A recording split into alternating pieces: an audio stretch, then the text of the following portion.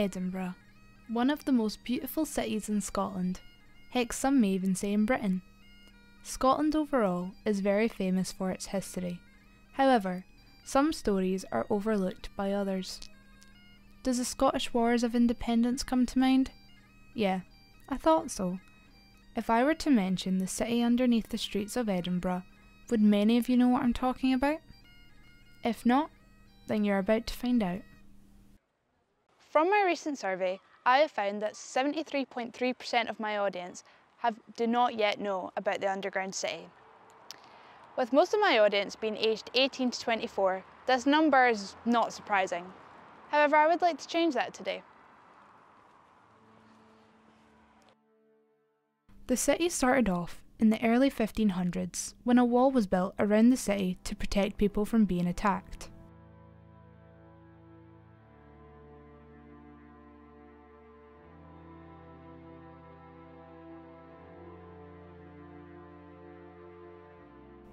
From there, people had a choice to either live outside of the wall and risk being killed, or live in the smallest crevices inside the wall.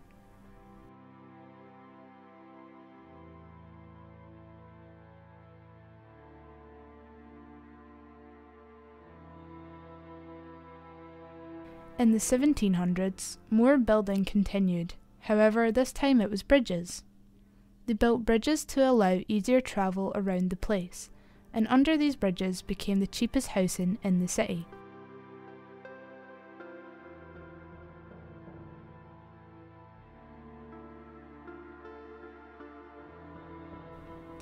It would be helpful to note that this was also during the time of the famine crisis. As a result of this, many fled to Edinburgh and settled down under the bridges.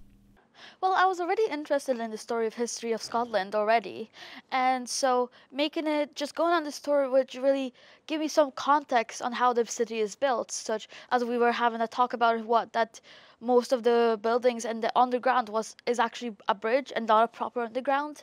So that really gave me a bit of a context of the history of Edinburgh, and I found it very interesting. Was there anything particularly surprising that you learned about the underground vaults? Like I said before, the bridge, I thought it was just vaults. I just thought it was just a random underground they built. It was very interesting to find out that it was literally just a bridge that we just expanding upon. And you would think a bridge wouldn't be that stable. And well, technically it's not, since half the rooms are full of rubble, but still, that was very surprising to me.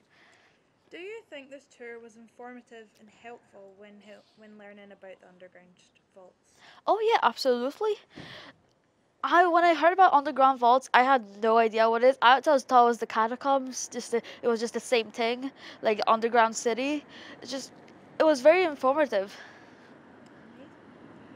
Were there any lessons that you took away from the tour today? That back in the day, back in history, was much more difficult than you would imagine, especially with no modern technology. Should know about. Yeah, absolutely. It's not even just going on the tour. It's cheap. It's not that expensive you would think for a tour like that, and it doesn't take that much time. I think it was like an hour or something. It doesn't take that much time, and it's just nice to know because you walk around over it all day, especially if you live in Edinburgh.